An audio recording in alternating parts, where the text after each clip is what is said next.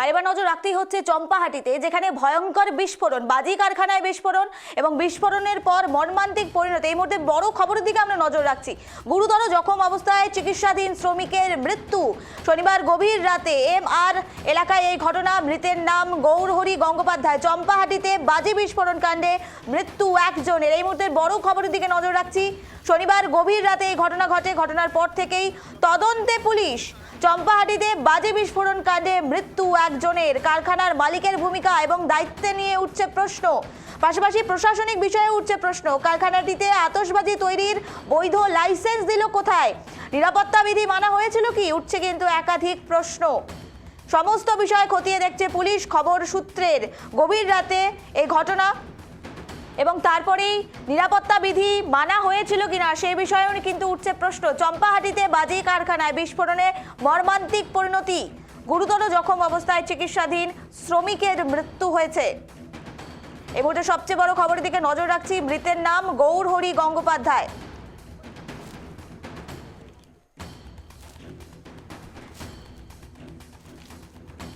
এই মুহূর্তে আরো বিস্তারিত জানবো। আমাদের সঙ্গে রয়েছেন প্রতিনিধি সুকৃতি, লাইভে এই মুহূর্তে রয়েছে। সুকৃতি, প্রথমে জানতে চাইবো, এই যে ভয়াবহ দুর্ঘটনার কথা উঠে আসছে, একজন শ্রমিকের মৃত্যু হয়েছে, এই মুহূর্তে ঠিক কি পরিস্থিতি, কি জানা যাচ্ছে?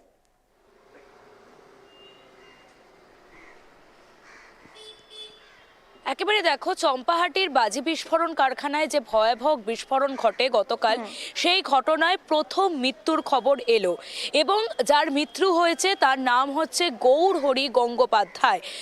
MR বাঙুর হাসপাতাল, কলকাতার যে MR বাঙুর হাসপাতাল রয়েছে সেখানে তিনি ভর্তি ছিলেন। হাসপাতাল কর্তৃপক্ষ সূত্রের খবর অনুযায়ী গতকাল 12:30 নাগাদ তার মৃত্যু হয়েছিল। তাকে যখন ভর্তি করা হয়েছিল তখন তার 80 থেকে 90% দেহের প্রায় এই 90% পুড়ে গিয়েছিল এবং তারপর গতকাল 12:30টার সময় তিনি মারা যান, এমনটাই হাসপাতাল সূত্রের খবর। এছাড়াও হাসপাতাল সূত্রে আরও খবর মিলছে যে এই হাসপাতালে আরও একজন শ্রমিক ভর্তি রয়েছেন, কৃষাণ অধিকারী তার নাম। তার অবস্থাও ইতিমধ্যে আশঙ্কাজনক। 30% তার ব্রান ইনজুরি রয়েছে, এমনটা জানাচ্ছে হাসপাতাল কর্তৃপক্ষ। অন্যদিকে তোমাকে আরেকটি বিষয় জানিয়ে রাখি, কারণ গতকালকেই আমরা খবর পেয়েছিলাম যে 4 জন শ্রমিক আহত হয়েছেন গুরুতরভাবে, তাদের বেসরকারি হাসপাতালে ভর্তি করা রয়েছে। আর 2 জন যে রয়েছেন তারাও পঞ্চশায়রে, কলকাতার EM বাইপাস সংলগ্ন যে পঞ্চশায়র রয়েছে সেখানে একটি বেসরকারি হাসপাতালে তারা 2 জন ভর্তি রয়েছে। তাদেরও অবস্থা আশঙ্কাজনক, এমনটাই বলছেন হাসপাতাল কর্তৃপক্ষ। এবং আরেকটি বিষয় যে এখনো পর্যন্ত 3 জন তাহলে চিকিৎসাধীন অবস্থায় রয়েছে, আরেকজন রয়েছে MR বাঙুর হাসপাতালে, কৃষাণ অধিকারী তার নাম।